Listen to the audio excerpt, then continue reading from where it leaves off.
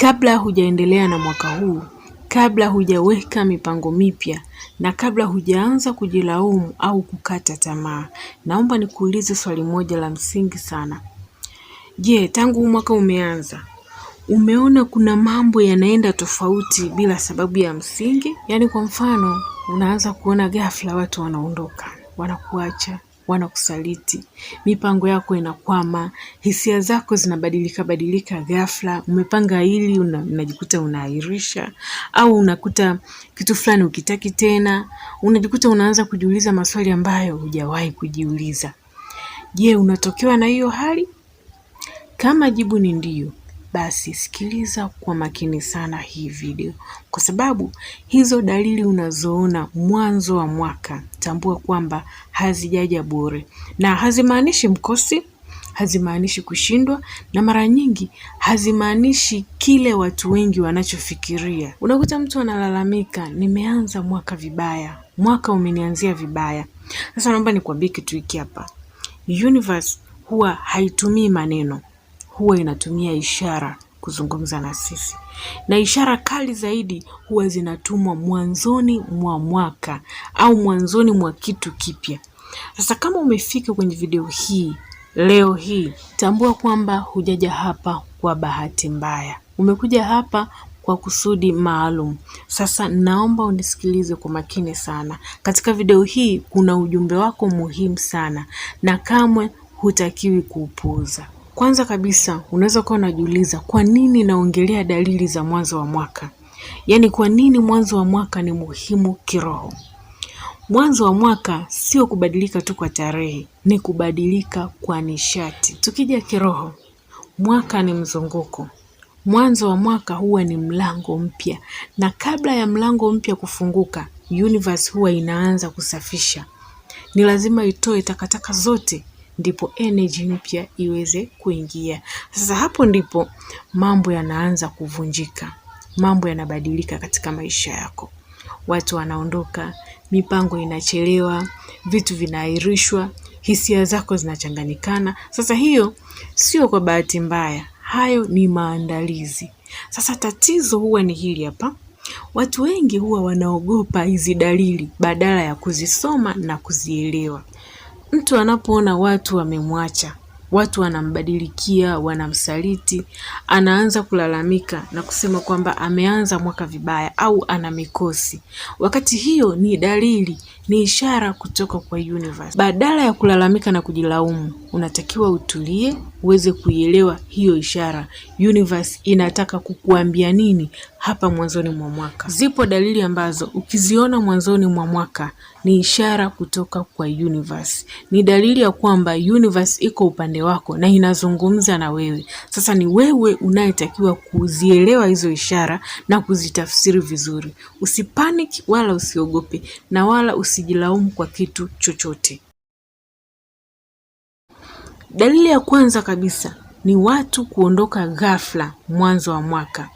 Kama tangu mwaka umeanza kuona marafiki wanapotea, mahusiano yanayumba, watu wanakusaliti, wanaondoka, mtu muhimu anaondoka bila maelezo. Sasa hiyo sio adhabu, wala sio mkosi, na wala sio ishara kwamba nyota yako ina shida au kuna kitu umekosea.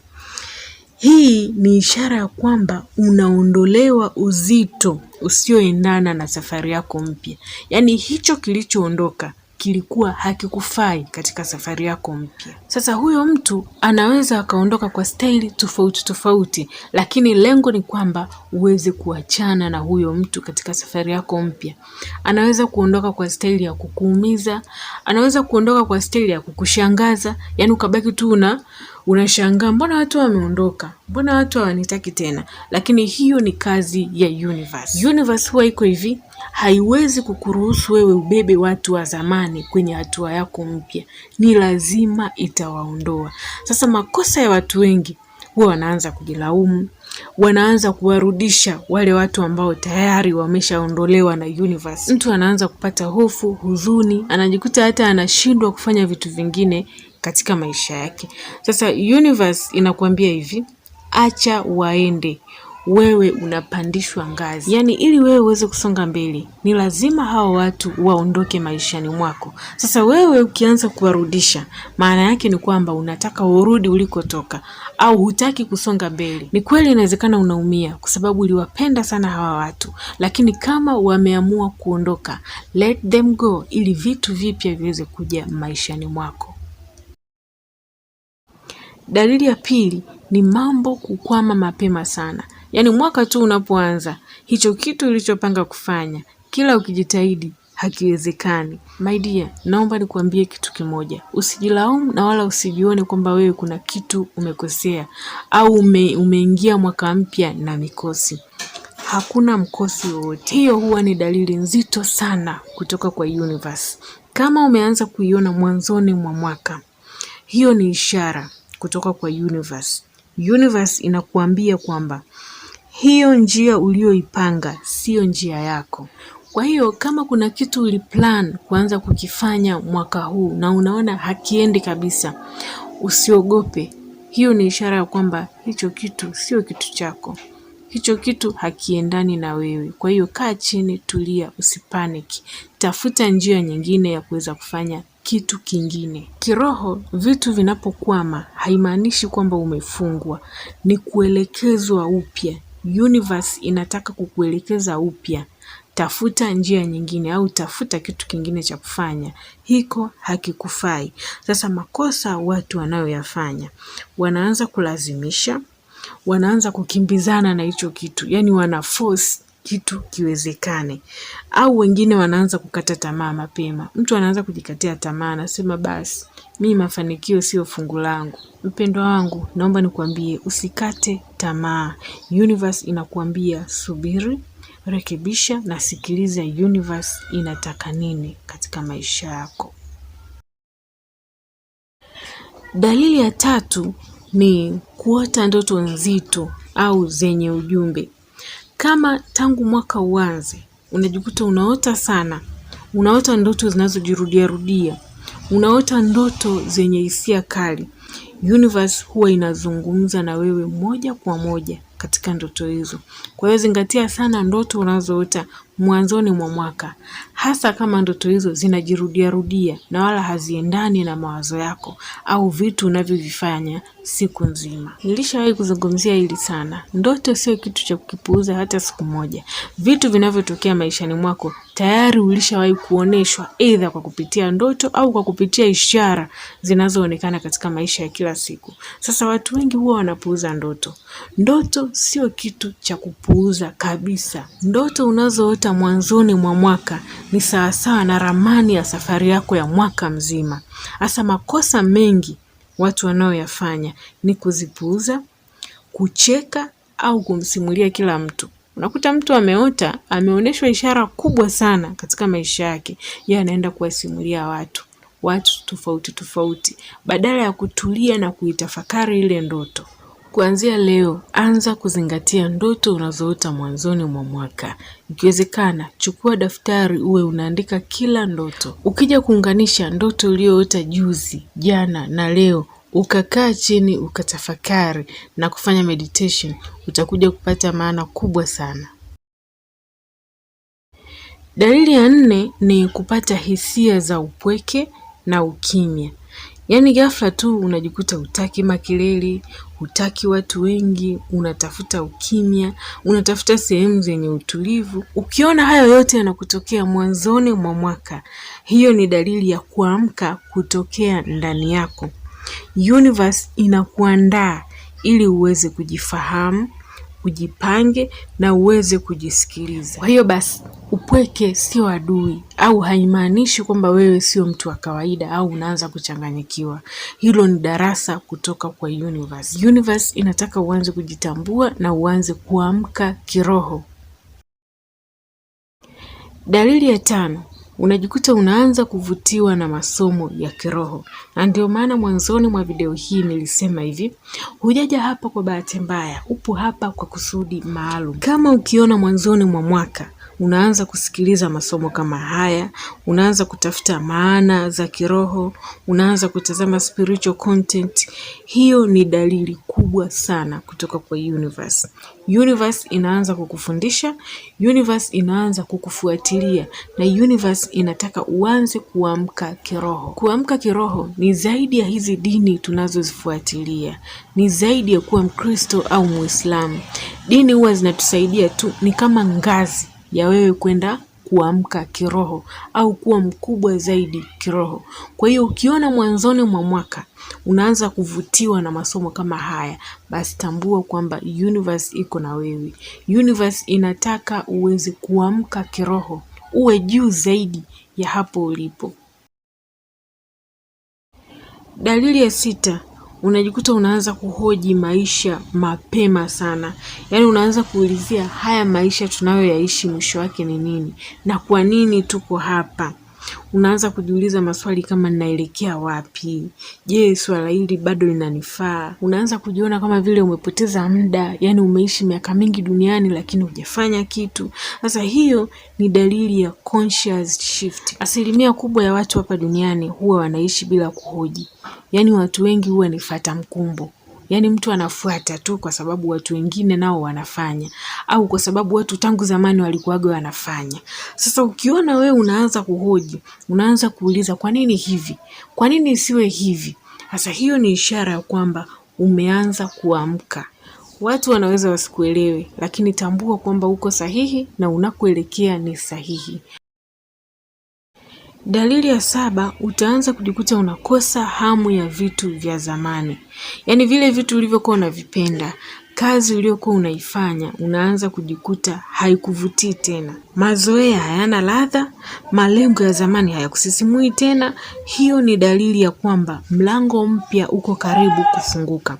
Kwa hiyo usirudi nyuma kwa hofu, na wala usianze kujilaumu. Ili vitu vipya vije, ni lazima kwanza uachilie vitu vya zamani. Kabla haujaondoka kwenye video hii, nataka ukae kimya kwa sekunde chache. Usifikirie kesho, usifikirie jana, ifikirie leo. Kaa hapa kwenye hii video sasa hivi, kwa sababu kama umefika mpaka hapa katika video hii, basi kuna kitu muhimu sana kinatakiwa kikuingie moyoni mwako leo. Naomba nikwambie kitu. Huu mwaka wa 2026 haujaja kukuvunja, haujaja kukuadhibu, na wala haujaja kukuangusha. Mwaka huu umekuja kukugeuza kuwa toleo jipya kabisa la wewe. Mwaka huu umekuja kukufanya wewe uwe mtu mpya. Na kama unaona huu mwaka umeanza kwa ugumu kwa upande wako, hiyo sio ishara mbaya. Watu wengi huwa wanaamini kwamba kama mwanzo ni mgumu, basi mwaka wote utakuwa mgumu. Huo ni uongo na kutiana hofu zisizokuwa na sababu. Kiroho ukweli uko hivi, naomba nisikilize kwa makini sana. Mabadiliko makubwa huwa yanaanza kwa mtikisiko mkubwa. Kwa hiyo kama mwaka umeanza na msongo wa mawazo, machozi, maswali mengi au kupoteza, hiyo haimaanishi kwamba umelaaniwa au una mikosi. Inamaanisha kwamba kuna kitu kikubwa kinatengenezwa nyuma ya pazia. Universe haijawahi kuanza safari mpya bila kusafisha mambo ya zamani. Kwa hiyo kama umesafisha nyota yako, umefanya spell za kuachilia, umefanya yote yale niliyokuelekeza katika mwishoni mwa mwaka na mwanzoni mwa mwaka, lakini bado unaona mambo hayaendi, usijilaumu wala usiogope. Universe huwa inafanya kazi kwa namna ambayo muda mwingine unaweza usielewe kabisa. Unaweza kuona ni kama dhoruba inaanza maishani mwako, halafu mwishoni ndipo kuna utamu sasa unakuja. Usijilaumu kwa kile ambacho hakikuenda sawa. Nataka niweke hili wazi kabisa. Hayo unayoyapitia sio kosa lako, sio kwa sababu hukujaribu, sio kwa sababu haukustahili. Baadhi ya milango ilipaswa kufungwa ili usiendelee kuishi maisha madogo kuliko uwezo wako. Kwa hiyo kama ungeendelea kuwepo pale ulipokuwa, usingekuwa hivi sasa hivi, au hauwezi kuja kuwa mtu mkubwa ambaye wewe unatamani kuwa. Usingeona mbali na wala usingeamka. Kwa hiyo basi, hao watu wanaokuumiza, hao watu wanaoondoka katika maisha yako, ni mpango wa universe. Ni lazima waondoke ili maisha yako yaweze kuwa kama ambavyo wewe unataka yawe. Hofu unayoisikia sasa ni ya kupita tu. Yaani hofu haimaanishi kwamba wewe umepotea. Hofu inamaanisha kwamba unaingia eneo jipya. Naomba nikwambie siri hii hapa. Kila mtu ambaye aliwahi kufanikiwa, kubadilika au kung'ara katika kitu fulani, basi tambua kwamba huyo mtu aliwahi kupitia hali ya kuogopa, kuchanganyikiwa, kujiona hana uhakika, watu kumwacha, misukosuko mingi. Yaani hakuna mtu ambaye amefanikiwa amenyoka hivi. Kwamba yeye amepita barabara nzuri tu, hajapitia magumu, hajapitia matatizo. Hayupo huyo mtu. Pia naomba nikwambie kwamba mafanikio ya mwaka 2026 hayatafanana na vile wewe ulivyodhani. Sikiliza hili kwa makini sana. Mafanikio ya mwaka huu hayaji kwa kelele, hayaji kwa kulazimisha, hayaji kwa kukimbizana. Mafanikio yatakuja kwa alignment, yaani kujiweka katika sehemu sahihi kwa wakati sahihi. Yatakuja kwa subira na yatakuja kwa uamuzi wa ndani. Mwaka huu utafanikiwa kwa njia isiyokuwa ya kawaida. Utapata msaada usiotarajia. Fursa zitakutafuta badala ya wewe kuzitafuta. Lakini haya yote yatakuja kama utaacha kupigana na mwelekeo wa universe. Fuata kanuni za universe na acha kulazimishia mambo. Kama watu wameondoka katika maisha yako, kubali. Let them go. Vitu vizuri vitakuja tu. Fuata kanuni na misingi yote ambayo nimekuelekeza ya mwaka huu. Fuata na zingatia rangi ambazo nimeelekeza za mwaka huu. Utaona jinsi ambavyo pesa zinakufuata badala ya wewe kuzitafuta. Usitiwe hofu na haya ambayo unayapitia sasa hivi. Usitiwe hofu na vikwazo ambavyo unavipitia sasa. Na kitu kingine cha msingi sana, usijilinganishe safari yako na ya mtu mwingine. Yaani kama unaona watu wengine wanafanikiwa, wengine wanatabasamu, wanafuraha, wanaonekana mbele, wanafurahia maisha yao, usivunjike moyo. Kila mtu hapa duniani huwa ana timing yake. Huyo ambaye unamuona amefanikiwa, huu ndio wakati wake, na wewe wakati wako utakuja. Kuna watu wengine huwa wanaanzia juu, kisha baadaye wanakuja wanashuka. Wengine wanapitia chini kwanza, kisha wanapanda juu sana. Sasa usivunjike moyo eti kisa fulani amekutangulia, au kisa wengine wanaishi maisha mazuri, wewe huna maisha mazuri. Tambua kwamba ya kwako yanakuja, na kwa jinsi ambavyo unaishi kwa imani, ndivyo ambavyo inakuja kutokea katika maisha yako. Acha kujilinganisha. Kile kinachokuja mwaka 2026 kinakutaka wewe uwe mtulivu. Kiroho mwaka huu unahitaji kitu kikubwa kimoja kutoka kwako, ambacho ni utulivu.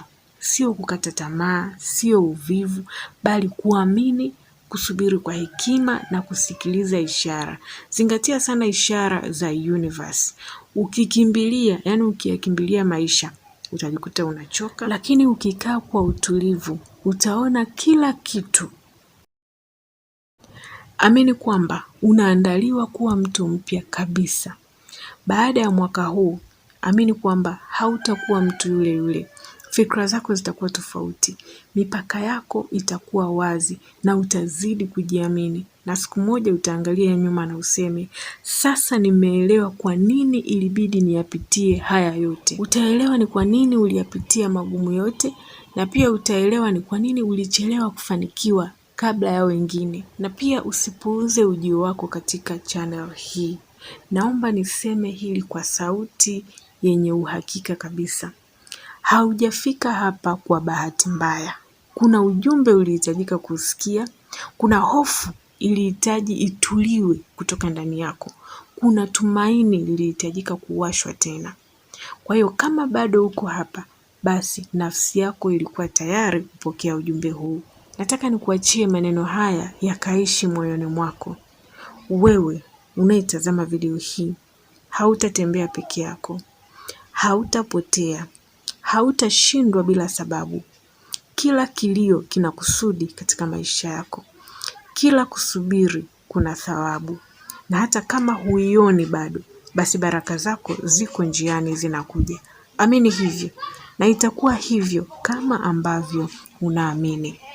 Kabla video haijaisha, naomba nikuombe ufanye kitu kimoja. Jiambie moyoni, ninaamini safari yangu. Kisha usikimbie, usikate tamaa, usirudi nyuma, kwa sababu wewe ni mtu wa mafanikio tayari kabla hata hayajaonekana. Karibu sana kwenye channel hii ya Nguvu za Universe. Hapa hofu huwa inabadilishwa na kuwa nguvu, na mabadiliko yanageuzwa na kuwa baraka. Tafadhali sana share video hii na wale wote uwapendao, ili na wao waweze kujifunza. Na kama ulikuwa bado hujasubscribe, make sure una subscribe channel hii ili video zinazofuata zisije kukupita. Asante sana kwa kunisikiliza.